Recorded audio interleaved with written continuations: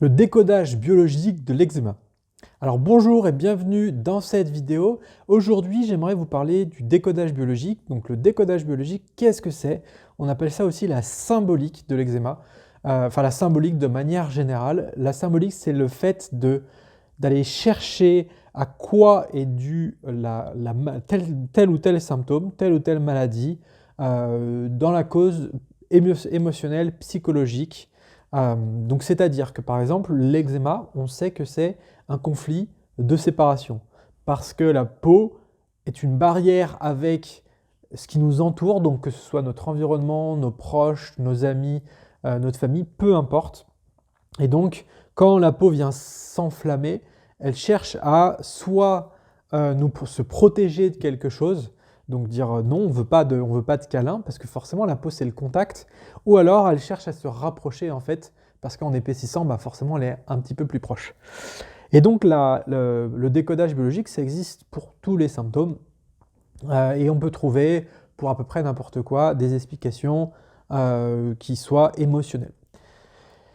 Pour ce qui est de l'eczéma, le décodage biologique nous dit que ça vient donc d'un conflit de séparation. Alors ça peut être une séparation avec un lieu, ça peut être une séparation avec un proche, ça peut être une séparation avec une situation.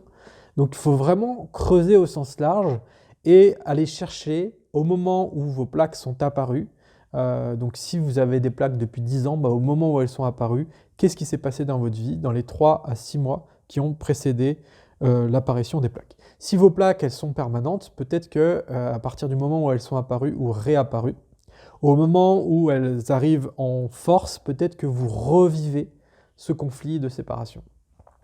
Donc j'ai beaucoup de personnes, moi que ce soit en coaching ou dans le groupe Facebook, dans le programme, qui me disent d'elles-mêmes, dès le premier rendez-vous ou dès le départ, qu'elles ont eu une enfance compliquée parce que leur papa est parti, elles ont perdu leur maman, ou voilà, elles ont dû déménager aussi, ça arrive souvent à des moments de déménagement.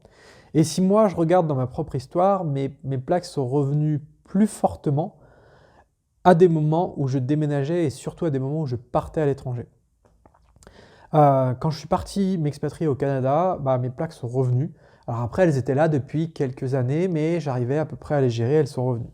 Il n'y a pas que ce facteur-là, puisque à ce moment-là, j'avais une alimentation forcément qui était très très délétère, je faisais beaucoup la fête, je faisais plus de sport, j'avais beaucoup de stress avec ce déménagement-là, parce que ça implique pas mal de choses. Mais néanmoins, bah, on peut corréler ça au fait aussi que je me sois expatrié, donc je me sois séparé de mes racines, ma famille, de mes amis aussi. Et donc l'eczéma est revenu à ce moment-là. Donc si je peux vous donner un conseil, si vous voulez creuser un petit peu dans la voie du décodage biologique de l'eczéma, allez regarder, essayez de vous faire une petite introspection pour essayer de comprendre et de voir de quoi est-ce que vous avez été séparé quand vos plaques sont apparues. Et il y aura probablement une réponse à ça. Alors ce sera peut-être pas la veille, ce sera peut-être pas dans les 6 mois, ce sera peut-être un peu plus tôt. Des fois il y a du décalage, des fois ça arrive un peu plus tard, des fois c'est un ensemble de facteurs, un ensemble d'événements qui peuvent arriver dans votre vie. Et donc quand les deux arrivent en même temps, eh bien, c'est là où l'eczéma se déclenche.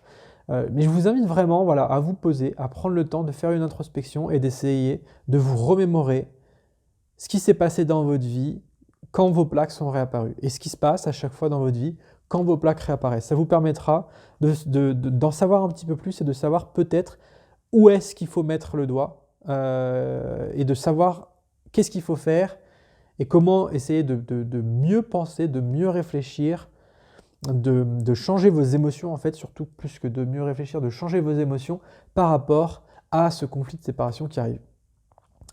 Alors après, le décodage biologique va plus loin. Quand ça va dans le détail, ça va plus loin. Il y a des relations aussi en fonction, enfin, il y a des explications en fonction de là où il se situe sur le corps. Par exemple, quand on dit que quand c'est au niveau des yeux, c'est quelque chose qu'on ne veut pas voir. Donc c'est un conflit de séparation par rapport à quelque chose qu'on ne veut pas voir. Ou quelque chose qui est loin de nos yeux, de notre vue. Quand c'est au niveau du conduit auditif, ça peut être quelque chose qu'on ne veut pas entendre. Quand c'est au niveau des mains, c'est souvent relié à la tâche, donc à la corvée, au travail.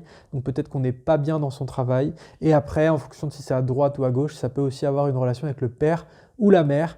le côté masculin ou le côté féminin. Donc je vous invite à creuser un peu plus. Il y a des tonnes d'articles sur Internet pour expliquer ça plus dans le détail, mais c'est très intéressant. Moi, je peux le voir pour mon propre cas et aussi à chaque fois que je discute, peut-être pas dans 100% des cas, mais en tout cas dans, je dirais bien 50% des cas, il y a cette cause-là qui arrive. Est-ce que de s'en rendre compte, ça va vous guérir? Peut-être que oui, peut-être que non. C'est très difficile à dire, il y a plusieurs facteurs, mais en tout cas, c'est quelque chose qui ne coûte pas d'argent, qui coûte juste un petit peu de temps et qui peut parfois faire des miracles chez certaines personnes, ou alors peut-être leur permettre de se poser les bonnes questions, essayer de revenir là-dessus pour être en meilleure santé, en travaillant conjointement avec leur alimentation, avec leurs émonctoires, avec tout ce que peut comprendre l'eczéma et la santé d'une manière holistique et globale. Voilà, j'espère que cette vidéo vous aura éclairé un petit peu sur le décodage biologique de l'eczéma. Si ça vous intéresse, dites-le moi dans les commentaires, j'essaierai de faire d'autres vidéos sur le décodage biologique et puis sur d'autres sujets. Et puis n'oubliez pas de laisser un petit pouce bleu pour soutenir la chaîne et l'aider à se développer. Je vous dis à très vite dans une prochaine vidéo.